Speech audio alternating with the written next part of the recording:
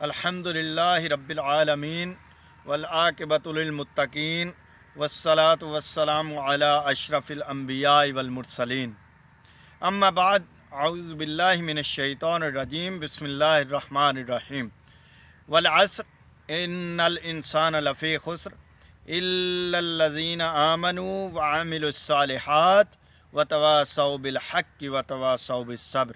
सदक़ल्लाहुल अज़ीम। नहायत ही वाजिबुल एहतराम दीनी भाइयों, जो सूरह मुबारका मैंने आपके सामने तिलावत की है उसका तर्जमा कुछ यूँ है कि अल्लाह ताला ने इरशाद फरमाया है वल अस्र, यानी कसम है ज़माने की। अल्लाह ताला ने पूरे ज़माने की दौर की कसम खाई है। आगे अल्लाह ताला ने फरमाया इन्नल इंसान लफ़ी खुस्र, बेशक इंसान खसारे में है। यानी पूरी बनी नौ इंसानियत के लिए अल्लाह ताला ने इरशाद फरमाया कि बेशक इंसान खसारे में है। इल्लल्लज़ीना आमनू, मगर वो लोग जो ईमान लाए, व आमिलुस सालिहात, और नेक अमल किए, व तवासौ बिल हक़, और सब्र की नसीहत की, व तवासौ बिल हक़, और हक़ की नसीहत की, व तवासौ बिस सब्र, और सब्र की नसीहत की।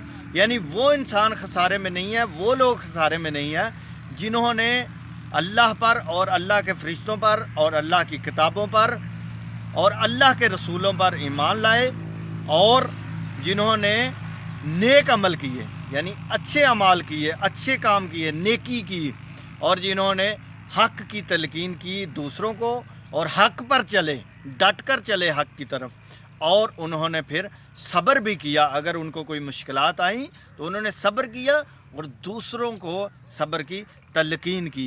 तो इस तरह हम पहली सीढ़ी है कि ईमान लाएं, और फिर उसके बाद नेक अमल करें, और फिर हम हक़ की नसीहत करें, और फिर सब्र की नसीहत करें, तो फिर हम कामिल ईमान वाले होंगे। अगर ईमान ले आए और नेक अमल नहीं किए तो फिर भी खसारे में है। नेक अमल कर लिए और हक़ की तलकीन नहीं की, नसीहत नहीं की, तो फिर भी खसारे में हम।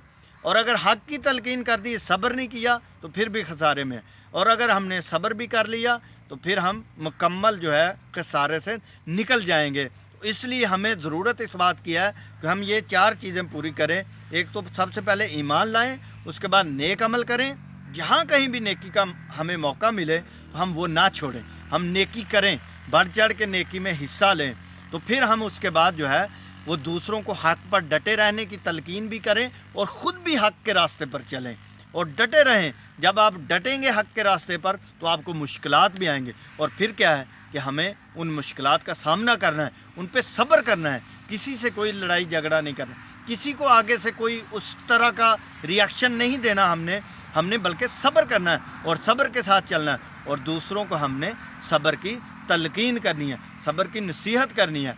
दुआ है कि अल्लाह ताला हमें इस नेकी के रास्ते पर चलने की तौफीक अता फरमाए। व आखिरु दावाना अनिल हम्दुलिल्लाहि रब्बिल आलमीन।